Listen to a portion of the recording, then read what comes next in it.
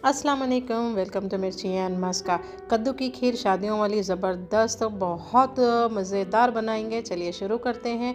कद्दू लेना है, एक बहुत छोटा कौला कद्दू लेंगे और स्क्रैपर भी इस तरह का लेंगे कि बहुत कम उसका छिलका निकले, उसका स्किन निकले। उसको पील करेंगे और बहुत सारा कद्दू, देखिए मैं जब पील करी तो उसका स्किन बहुत थोड़ा सा निकला।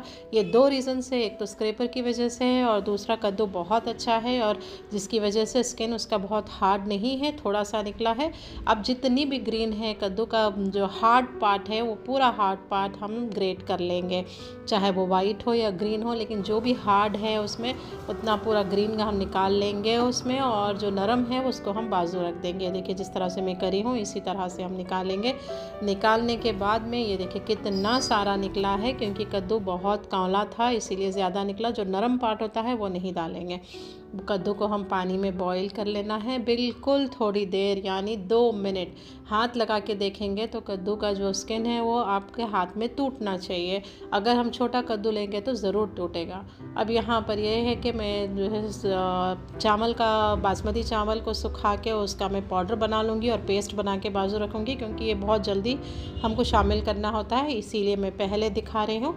बासमती चावल ले लीजिए और एक 15 से 20 हम इलायची लेंगे, 20 इलायची ले लीजिए और उसको बारीक करिए। मेरे ग्राइंडर में बारीक नहीं हो रही तो मैं उसमें शक्कर मिलाकर बारीक करी, इसलिए उसमें शुगर ही है, भी शुगरी इलायची हो गई वो। और कस्टर्ड पाउडर लेंगे, उसको भी हम पानी में मिक्स कर लेंगे। 50 ग्राम काजू, 50 ग्राम बादाम और 25 ग्राम पिस्ता, इसका भी पेस्ट बना के बाजू रख लेंगे। और जो कद्दू बॉईल करे थे 2 मिनट के लिए, उसको ठंडा करना है और एक चाकू से हम उसको बारीक कर लेंगे, क्योंकि ये बहुत बड़े लंबे साइज़ का होगा तो मुंह में आएगा खाते वक्त अच्छा नहीं लगेगा। यहाँ पर 1.5 लीटर दूध है।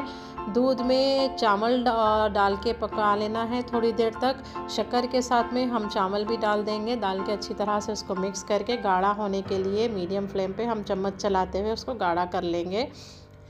जिस पॉइंट पे हम शुगर डाल रहे हैं वही पॉइंट पे हम राइस पाउडर भी डाल देंगे और थोड़ा सा पानी मिलाएंगे ताकि दाग ना लगे। पानी अगर नहीं होगा दूध में तो दूध नीचे भगोने में लगने का डर होता है, तो पानी ज़रूर डालिए, एक हाफ ग्लास पानी डालिए। और जो कद्दू को अभी हम चाकू से कट करे थे वो ग्रेटेड कद्दू भी हम अब ये पॉइंट पे हम इसमें शामिल कर लेंगे और चम्मच चलाते हुए इसको अब गाढ़ा करते जाएंगे हम। ये ध्यान रहे कि चावल भी जो डाले हैं वो भी अच्छी तरह से गलना चाहिए, उसी के बाद ही हम कद्दू शामिल करेंगे। अब ये देखिए कद्दू का कलर अच्छा होने की वजह से कद्दू का कलर यहीं से, यानी मीठे का कलर यहीं से ग्रीन होना शुरू हो गया। अब ये इस तरह से करते हुए चम्मच चलाते हुए हम इसको गाढ़ा कर लेंगे। और ये पॉइंट पर हम एक 5 मिनट उसको गाढ़ा करने के बाद में इसमें साबूदाना, जो पहले से मैं भिगो के रखी थी, बॉईल नहीं करना है, सिर्फ भिगो के रखना है, वो साबूदाना भी हम यहाँ पर ऐड कर लेंगे। अगर साबूदाना नहीं है तो फिर थोड़ा सा कॉर्नफ्लावर, एक 1 टेबलस्पून कॉर्नफ्लावर ऐड कर लीजिए। साबूदाना बेहतर होता है, साबूदाना और चावल दोनों कॉर्नफ्लावर का ही काम करता है। इसके बाद उसको अच्छे से स्टर करेंगे और इलायची पाउडर भी यहाँ पर शामिल कर लेंगे। ये हमारा बेस तैयार हो गया है मीठे के लिए। अब चम्मच चलाते रहना है और इसको गाढ़ा करते रहना है। कंट्रोल करिए, थोड़ा सा कंट्रोल चम्मच चलाइए, थोड़ा सा इसमें ढक के बनाइए, थोड़ा सा ढक्कन हटा के बनाइए और मिक्स करते हुए इसको गाढ़ा करते जाइए। बीच बीच में थोड़ा मीडियम फ्लेम, थोड़ा हाई फ्लेम, थोड़ा लो फ्लेम, आप अपने हिसाब से वहीं पर खड़े रह के करिए ताकि दाग ना लगे। ये देखिए जिस तरह से मैं इसको मिक्स करते खड़ी हूँ, वैसे ये बहुत इम्पॉर्टेंट है। अगर थोड़ा भी दाग लग गया तो फिर मज़ा ख़राब हो जाएगा। ये देखिए किस तरह से ये गाढ़ा हो गया है, क्योंकि हम इसमें चावल शामिल करे थे और साबूदाना शामिल करे थे, इसकी वजह से ये बहुत थिक हो जाएगा, अच्छी तरह से गाढ़ा हो जाएगा। ये शादियों की जान होता है। कद्दू का मीठा बहुत इम्पॉर्टेंट होता है, मज़ेदार बनता है।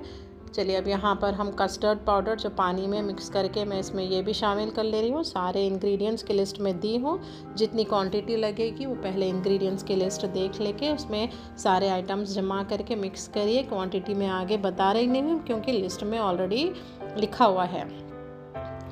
कद्दू की खीर बहुत मज़ेदार बनती है। इसका मेन इम्पॉर्टेंट खोवा होता है। बग़ैर खोवे के तो कद्दू की खीर बिल्कुल ना बनाए। खोवा नहीं है तो फिर खीर का मज़ा नहीं आएगा। ये 50 ग्राम्स खोवा मैं इसको बारीक करके हाथ से मसल के इसमें डाल रही हूँ।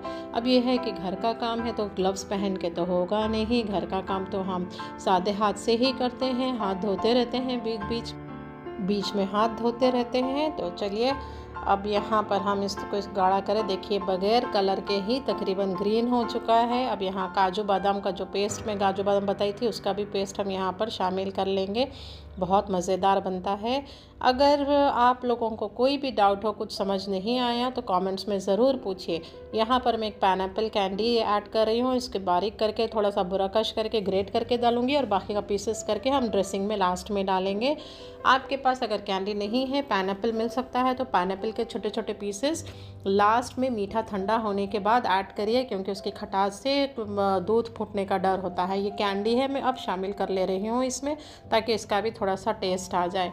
सिर्फ बिल्कुल थोड़ा सा ग्रेट करके डाली हूँ, बाकी का मैं पीसेस करके छोटे छोटे पीसेस करके लास्ट में ऐड करूँगी। अब जो कद्दू हम ग्रेट करके डाले थे वो सारा का सारा कद्दू हम नहीं डाले थे। 50 से 60% हम पहले डालेंगे और बाद में थोड़ा सा रख के लास्ट में डालेंगे, ताकि इसके दाना दाना, क्योंकि वो तो ग्राइंड हो गया था, वो घुल गया था खीर में। अब जो डाले हैं हम वो साबित साबित मुंह में आएगा और मज़ेदार लगेगा। तो थोड़ा सा उठा कर रखना है और लास्ट में शामिल करना है। यहाँ पर मेरे पास में कंडेंस मिल्क है। सर्दी का मौसम है, फ्रिज में रखने से बहुत यानी घर जम गया था वो, तो बड़ी मुश्किल से मैं निकाल सक रही हूँ उसको। इसको भी एक 4 टेबल स्पून इसमें ये भी ऐड कर लेंगे यहाँ पर, और अच्छी तरह से मिक्स करना है। ये याद रहे कि फ्लेम बहुत छोटा है ना है। वनीला एसेंस डाल रही हूँ मैं यहाँ पर, बिल्कुल 3 ड्रॉप डालेंगे, ज़्यादा नहीं डालेंगे, वरना खीर का जो टेस्ट है, फ्लेवर है, वो चला जाएगा और वनीला एसेंस का मज़ा आ जाएगा। तो मैं ये कह रही थी कि हम बहुत लो फ्लेम पर, अब अभी कैंडी डालने के बाद में जो हमको फ्लेम करना है वो काफ़ी लो फ्लेम पर हम करेंगे। तो यहाँ से हमको ठंडा करना शुरू कर देना है। अब ड्रॉप्स लेना है, 3 ड्रॉप से ज़्यादा नहीं डालना है। 3 ड्रॉप डालिए, चेक करते हुए डालिए कि जो रियल कद्दू का कलर है बस उतना ही आना है, गहरा कलर नहीं चाहिए, वरना अच्छा नहीं लगेगा। अब मेरे पास में ये देखिए कितना कलर आया, बस इतना ही कलर आना है। यही रियल ओरिजिनल कद्दू की खीर का कलर है। अब मैं यहाँ फ्लेम बंद कर चुकी हूँ, जो लो फ्लेम था उसको भी बंद कर दी मैं, और यहाँ ठंडा होने रखेंगे। और इसमें मैं यहाँ डेकोरेशन करके दिखा दे रही हूँ। आप ठंडा होने के लिए फ्रिज में रख दीजिए, ये मुझे बताना था इसीलिए मैं अभी डाल के बता रही हूँ। आप ये यहाँ पर जैसे ही मीठा तैयार होगा इसको फ्रिज में, ठंडा होने के बाद हम फ्रिज में रखेंगे, 2 से 3 घंटे रख देंगे। उसके बाद निकाल के फिर हम इसकी डेकोरेशन करेंगे।